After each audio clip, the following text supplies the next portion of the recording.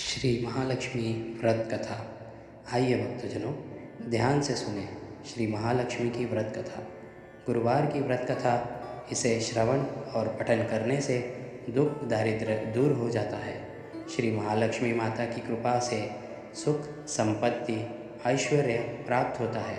मन की इच्छा पूरी होती है। श्री महालक्ष्मी माता के अनेक रूप तथा नाम हैं।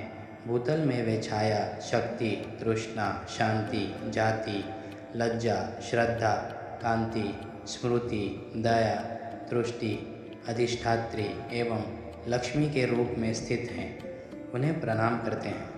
कैलाश पर्वत पर पार्वती, क्षीर सागर में सिंधु कन्या, स्वर्गलोक में महालक्ष्मी, भूलोक में लक्ष्मी, ब्रह्मलोक में सावित्री, वृंदावन में राशेश्वरी, चंदनवन में चंद्रा, चंपकवन में गिरजा, पद्मावन में पद्मा, मालती वन में मालती, कुंदनवन में कुंदती, केतकीवन में सुशीला, कंदमवन में कंदममाला, राजप्रसाद में राजलक्ष्मी और घर घर में गृहलक्ष्मी इन विभिन्न नामों से पहचानी जाती हैं। इस तरह सर्वथा चारों ओर सर्वभूत में सुपरिचित माता श्री महालक्ष्मी की यह कथा है। भारतवर्ष के सौराष्ट्र देश में द्वापर युग की यह कहानी हुई है। सौराष्ट्र में उस समय भद्रश्व नाम के राजा थे। वे बड़े पराक्रमी राजा थे। 4 वेद, 6 शास्त्र, 18 पुराणों का उन्हें ज्ञान था। उनकी रानी का नाम सूरज चंद्रिका था। रानी दिखने में सुंदर और सुलक्षणा थी तथा पतिव्रता थी। उन दोनों को 7 पुत्र तथा उसके बाद एक कन्या का वरदान मिला था। कन्या का नाम था श्यामबाला। एक बार महालक्ष्मी जी के मन में आया कि जाकर उस राजा के राजप्रसाद में रहे।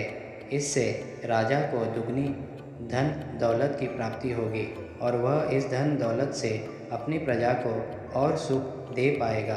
गरीब के घर अगर रहे और उसे धन दौलत प्राप्त हो तो वह स्वार्थी की तरह केवल अपने ऊपर ही खर्च करेगा।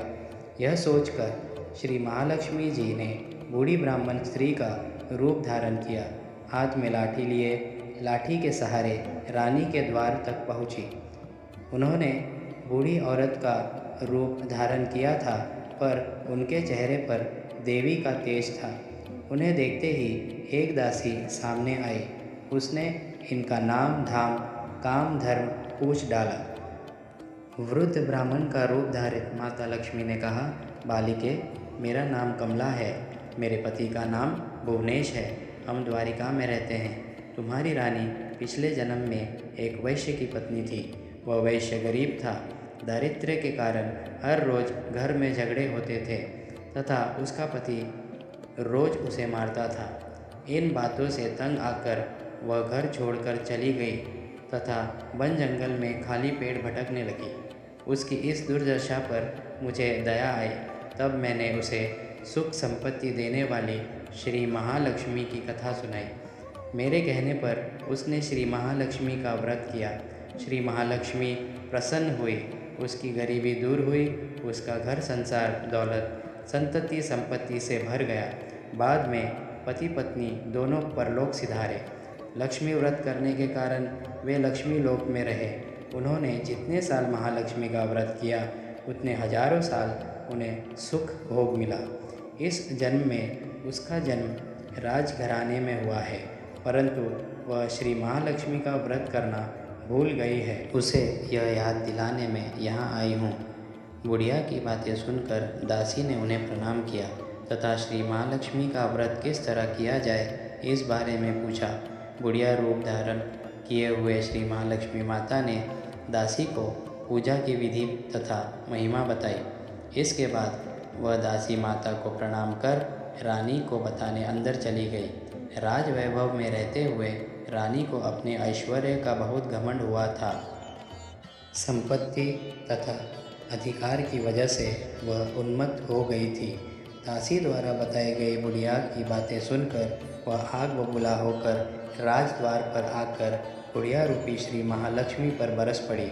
उसे यह मालूम नहीं था कि श्री महालक्ष्मी माता बुढ़िया का रूप धारण किए द्वार तक आई है, परंतु रानी का इस कदर रुख बर्ताव तथा अपना अनादर देखकर माता ने वहाँ ठहरना ठीक न समझा। वे वहाँ से चल पड़ी। राह में उन्हें राजकुमारी श्यामबाला मिली। उन्होंने श्यामबाला को सारी बात बताई।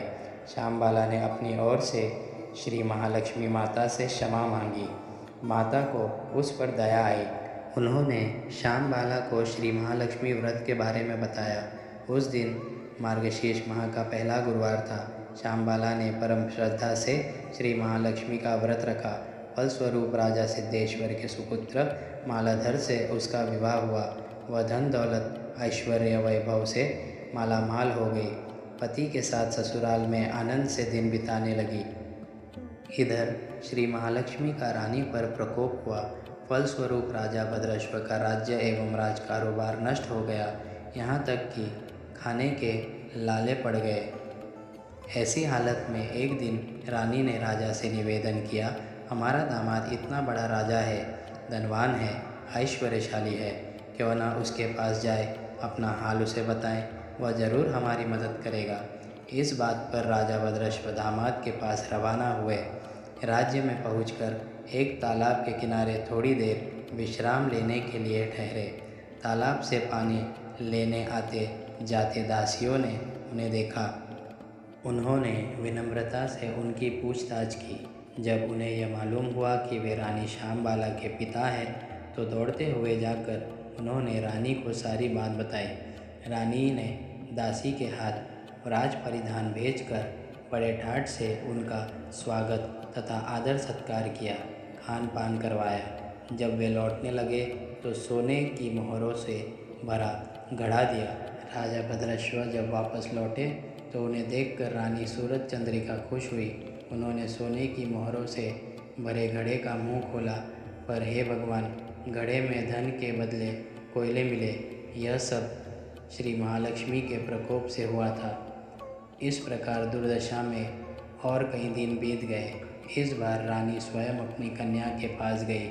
वह दिन मार्गशीर्ष माह का अंतिम गुरुवार था।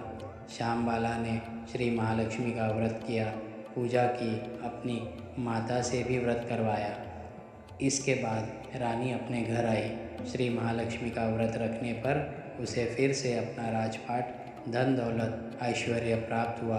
वह फिर से सुख शांति आनंदमय जीवन बिताने लगी। कुछ दिनों बाद राजकन्या श्यामबाला अपने पिता के घर आई। उसे अपने घर देखकर सूरज चंद्रिका को पुरानी बातें याद आई।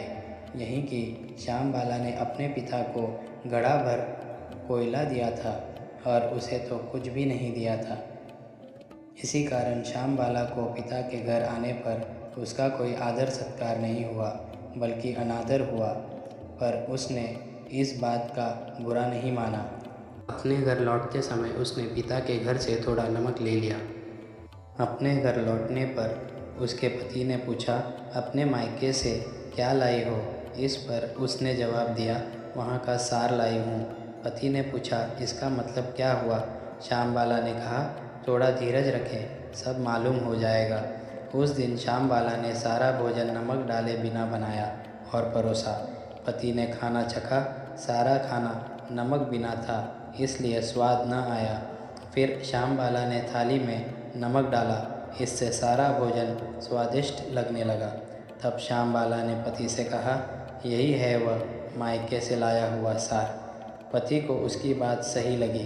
फिर वह दोनों हंसी मजाक करते हुए भोजन करने लगे। कहा गया है कि इस तरह जो कोई श्रद्धा भाव से श्री महालक्ष्मी की पूजा करे, उसे माता की कृपा प्राप्त होती है, सुख संपत्ति शांति प्राप्त होती है, सभी मनोकामनाएं पूरी होती है। परंतु यह सब प्राप्त होने पर माता की पूजा को भूलना नहीं चाहिए। हर गुरुवार को व्रत पाठ अवश्य करना चाहिए। इस तरह श्री महालक्ष्मी की महिमा भक्तों की मनोकामना पूरी करती है। इस प्रकार श्री महालक्ष्मी की गुरुवार की कथा संपूर्ण होती है।